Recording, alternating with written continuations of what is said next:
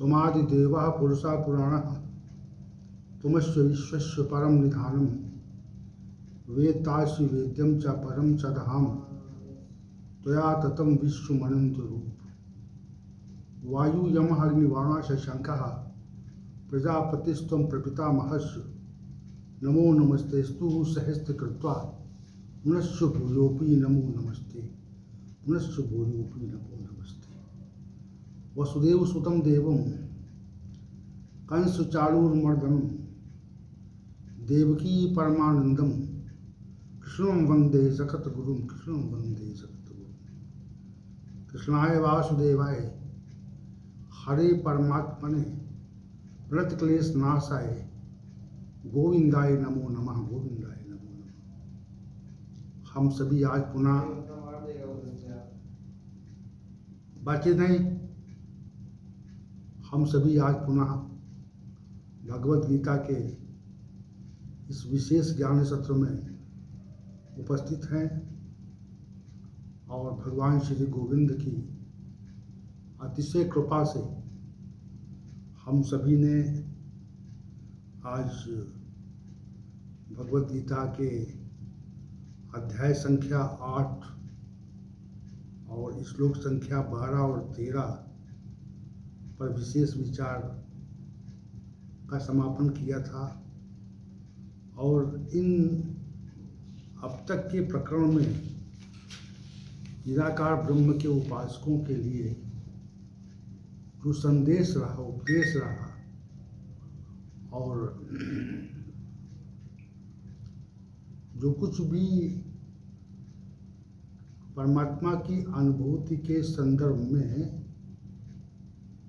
जो तथ्य कहे गए, जिस प्रक्रिया का निरूपण हुआ, वो विशेष प्रक्रिया रही। अब क्योंकि निराकार ब्रह्म की उपासना और उसकी अनुभूति के जो विषय हैं वो कठिन है, श्री भगवान अब एक ऐसे तथ्य को प्रकट करना चाहते हैं जो परमात्मा की अनुभूति का बहुत ही सहज साधन हो। उस सहज साधन पर चर्चा श्री भगवान कर रहे हैं और वास्तविक रूप से जो सहज साधन है, ये सहज साधन वास्तविक रूप से सहज है।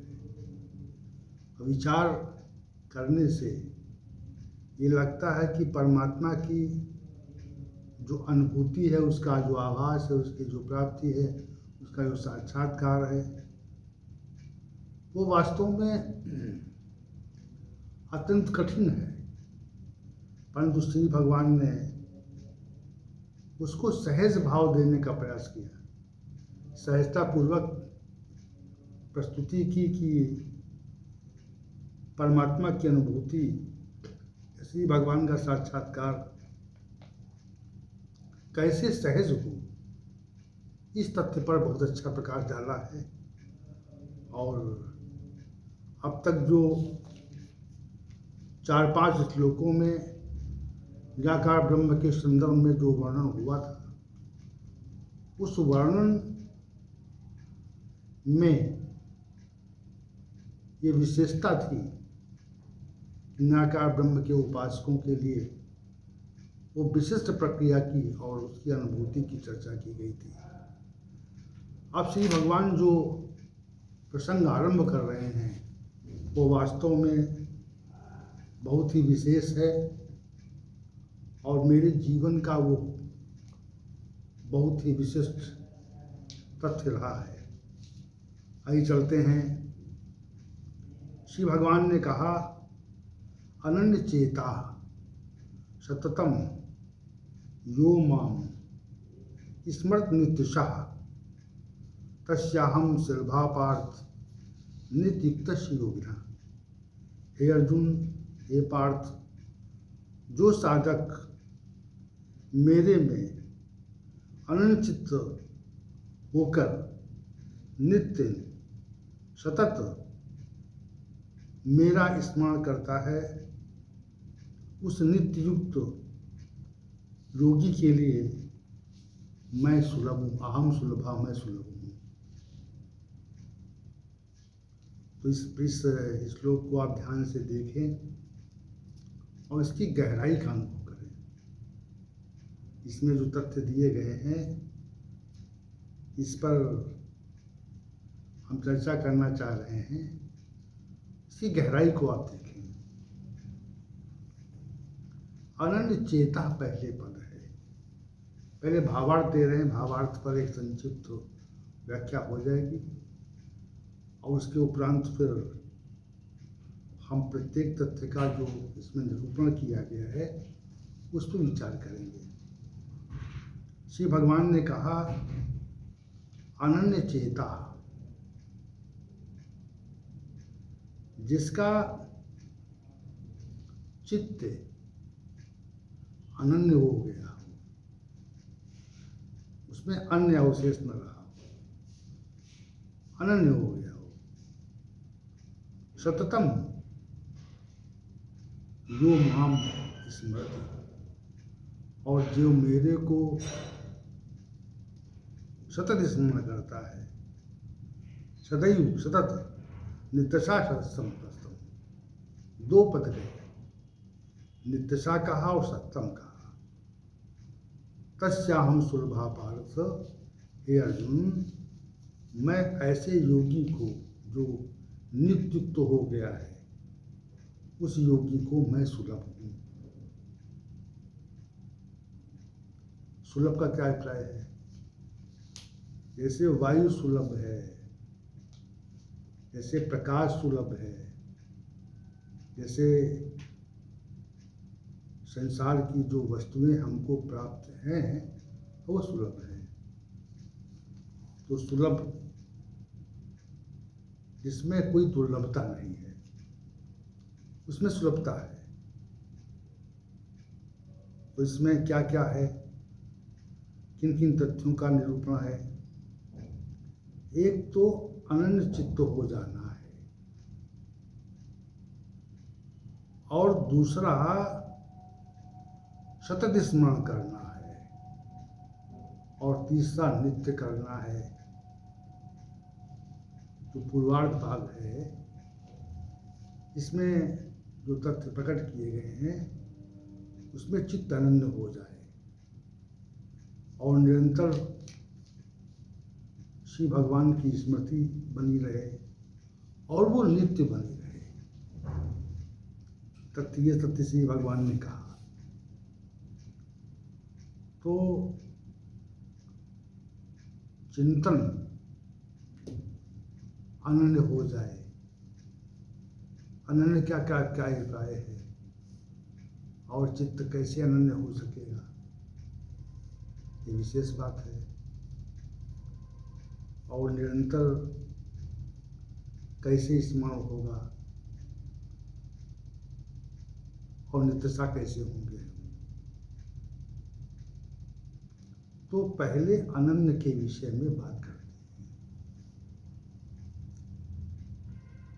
इस संसार में जो कुछ भी आपको प्रतीत हो रहा है, दिखाई पड़ रहा है, और जो कुछ आपको प्रतीत नहीं हो रहा है, दो ही तथ्य हैं। एक तत्व तो प्रतीत होता है और एक नहीं होता है।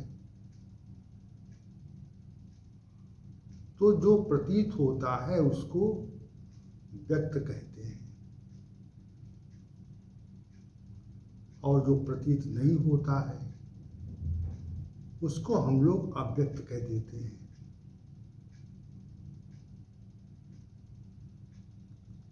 तो संसार में जो कुछ प्रतीत होता है उससे हमारा व्यवहार होता है।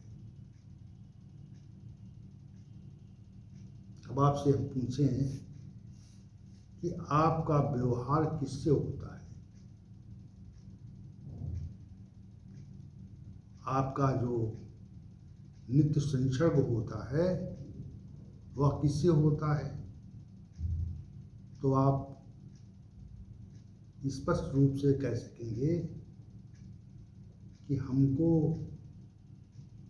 जो कुछ प्रतीत होता है और जो कुछ हमारे संपर्क और संबंध में है उससे हमारा व्यवहार होता है। ऐसा नहीं होता कि जो हमको प्रतीत न होता हो, जो हमें दिखाई न पड़ता हो, जो हमारे संसर्ग में न हो, जो जिसका संबंध हमसे न हो, उससे व्यवहार होता हो, ऐसा कदापि नहीं है। तो जो कुछ भी हमको प्रतीत होता है उससे हम व्यवहार करते हैं,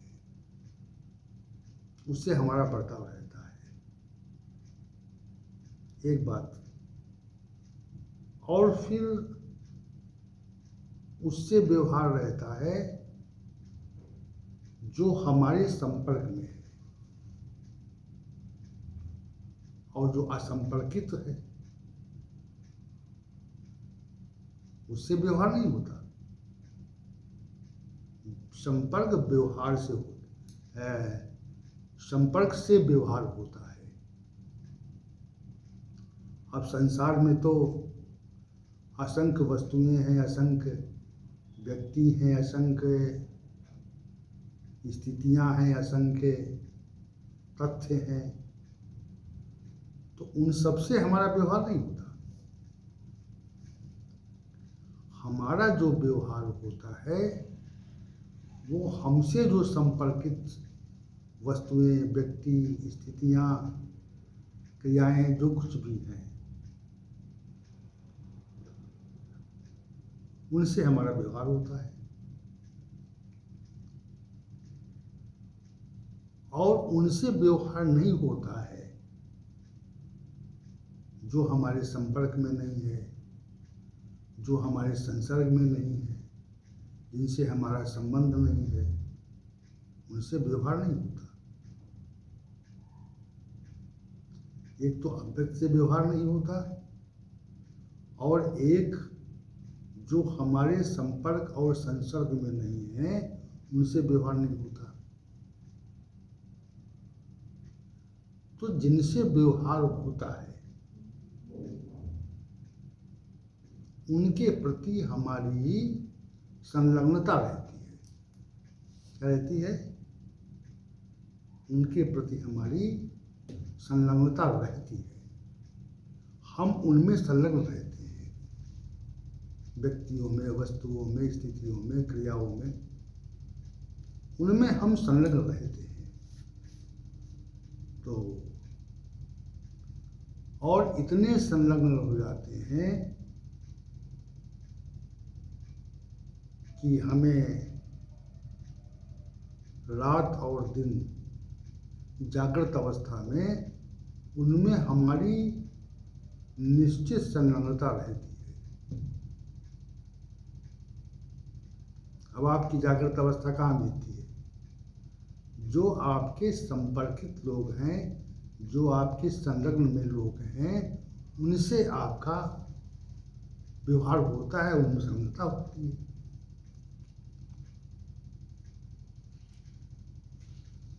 परंतु जो अव्यक्त है, जो प्रतीत नहीं होता, उससे कोई संबंध नहीं रहता, उससे व्यवहार नहीं होता।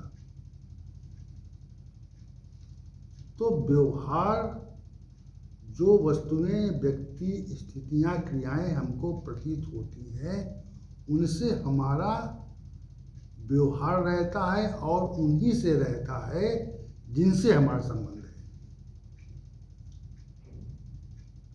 और फिर हम अपने प्रतिदिन के व्यवहार को उनसे ही स्थापित रखते हैं। समझिए आप।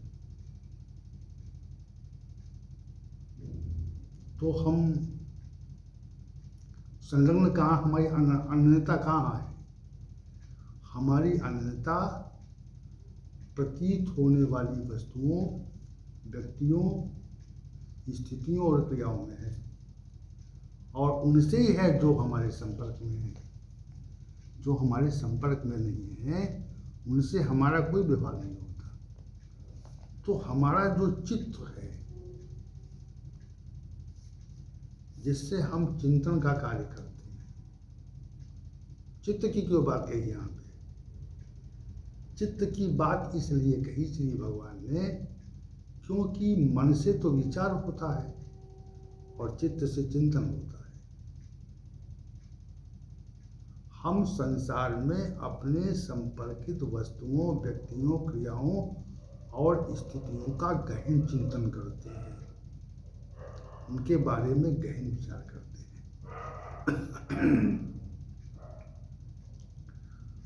और विचारों में इतना डूब जाते हैं कि उनसे हम बाहर निकल नहीं पाते।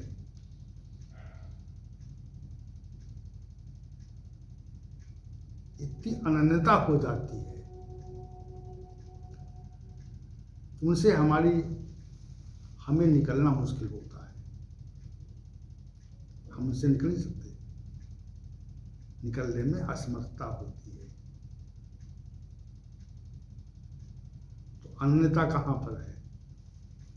अनन्यता संसार से, संसार के व्यक्तियों, वस्तुओं, स्थितियों, क्रियाओं से है जो हमसे संपर्कित है,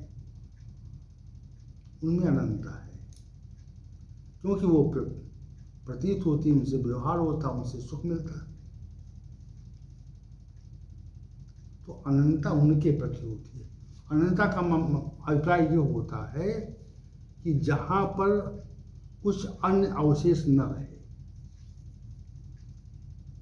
उस जितना भी समय है वो संपूर्ण समय हम लोगों के संपर्क में बिता देते हैं।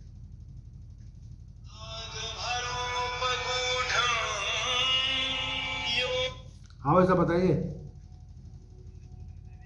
बताइए। अच्छा अच्छा,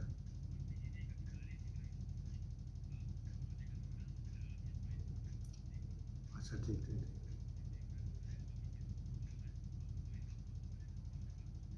ठीक ठीक ठीक बस सब। हाँ जा पूजा कर रहे हैं हम।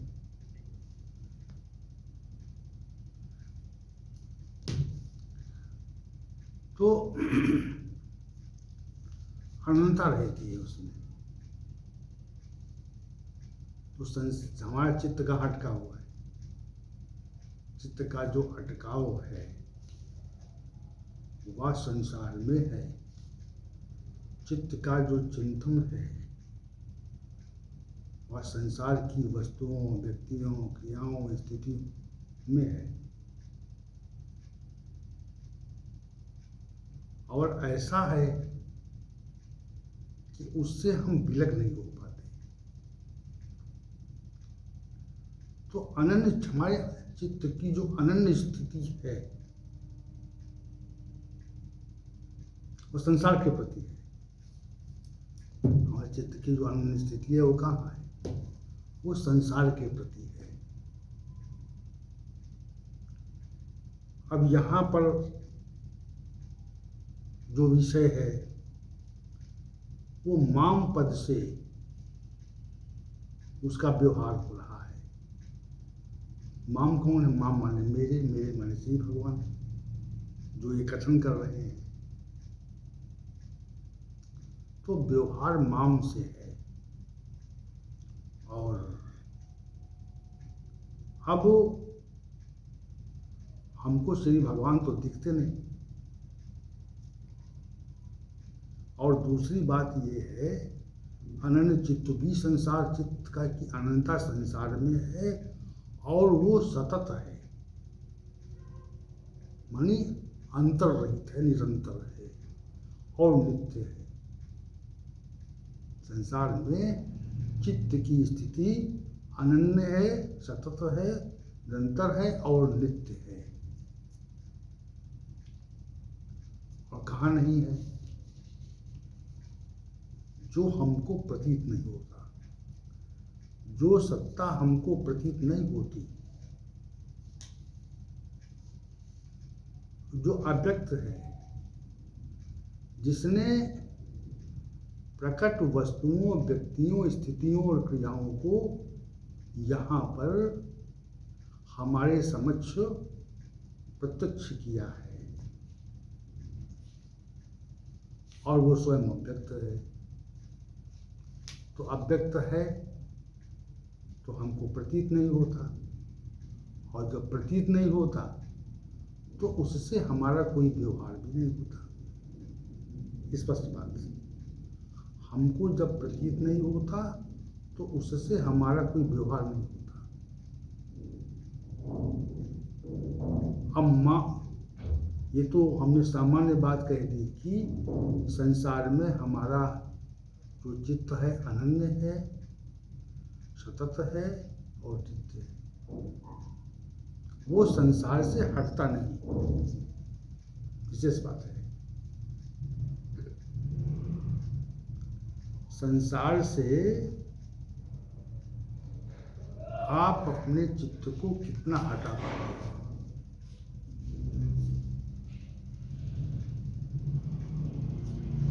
नहीं हटा पाते, और हम निरंतर ही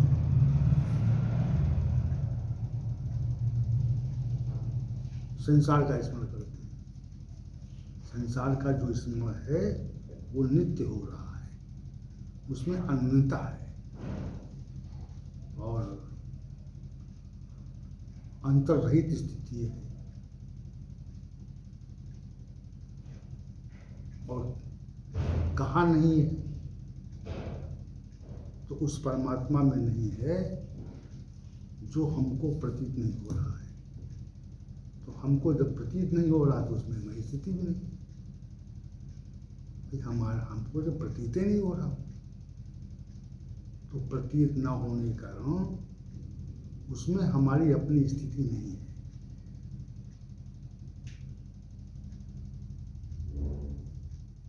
अब यहाँ पर जो विशेष श्री भगवान ने कहा कि अनन्य चेता सततम यो माम स्मृत नित्यशः। अब श्री भगवान का आभास तो करते नहीं आप। पहली बात तो यह मानते ही नहीं है कि श्री भगवान का अस्तित्व इस संसार में है। तो श्री भगवान का अस्तित्व इस संसार में है, इसको मानना दुर्लभ है, और थोड़ा सा माने तो उसमें दृढ़ता नहीं आती। कहते हैं संसार में श्री भगवान का अस्तित्व है, अस्तित्व है तो एक सामान्य रूप से है और एक दृढ़ भाव से है कि नहीं है, उनका अस्तित्व है, उनकी सत्ता है, उनकी देख रेख में ही सभी क्रियाएं होती हैं। ये एक बात है कि उनसे हम हटते नहीं हैं। उनकी देख रेख में समग्र क्रियाएं होती हैं, उनकी समग्र सत्ता है और वे ही सब कुछ हैं। ये भाव जब तक दृढ़ नहीं होता, जैसे हम कहीं जा रहे हों और फिर कई मार्ग आ जाए हमारे सामने, तो पहले हमको निश्चय करना पड़ता है कि हमारे गंतव्य को कौन सा मार्ग जाएगा। गंतव्य को जो मार्ग जाता है फिर उस पर चलने को उद्यत होते हैं हम। तो जब तक ये निश्चय न हो जाए कि ये मार्ग इस गंतव्य तक जाता है, तब तक उस पर चलने के लिए हम उन्मुख नहीं होते। तो ये मान लें कि परमात्मा की यही सत्ता है, किसी अन्य की सत्ता नहीं है, तो ये मान लेने पर जब दृढ़ भाव आ जाए, क्योंकि अव्यक्त स्थिति है, श्री भगवान की जो स्थिति है वो अव्यक्त है, व्यक्त तो है नहीं, और जब व्यक्त स्थिति नहीं है तो फिर हम नहीं मानते। अधिकांश लोग ये मानकर चलते हैं कि श्री भगवान का अस्तित्व नहीं है। तो पहले तो हमको दृढ़ भाव उत्पन्न करना पड़ेगा कि उनकी सत्ता है, वो है, प्रत्येक स्थान पर है। तो हम ये जब ये मान लेते हैं कि उनकी सत्ता है, वो हर स्थान पर है, तो उनके प्रति फिर दृढ़ भाव की उत्पत्ति होती है और फिर उनके बारे में विचार करते हैं। भले वो अव्यक्त हैं, प्रतीत नहीं होते, दिखाई नहीं पड़ते, उनसे हमारा व्यवहार नहीं होता, परंतु ये भाव जब बैठ जाता है कि वह हैं, तो इस भाव के बैठने के पश्चात हम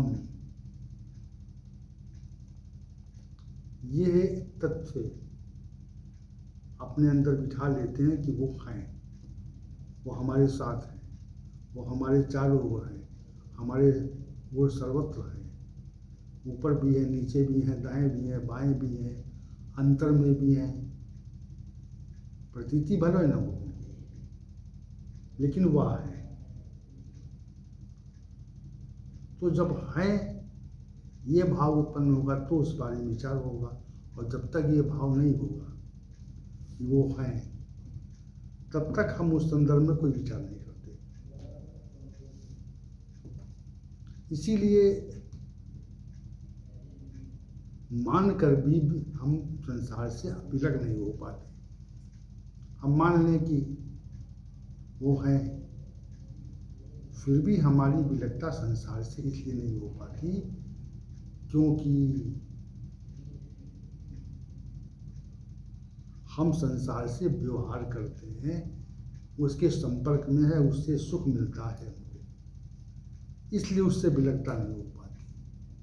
और विलगता जब तक होगी नहीं, तब तक श्री भगवान के प्रति उन्मुखता नहीं होगी।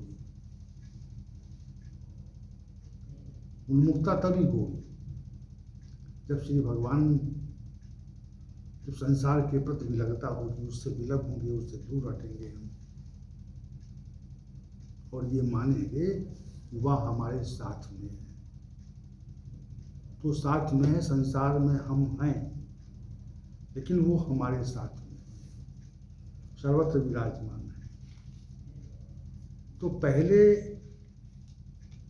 जो श्लोक संख्या 14 का जो पूर्वार्ध भाग है, जिसमें श्री भगवान ने ये कहा कि माम अनचेता सततम यो माम स्मृत नित्यशः, इसको समझने के लिए पहले हमको ये मानना पड़ेगा कि श्री भगवान की सत्ता है,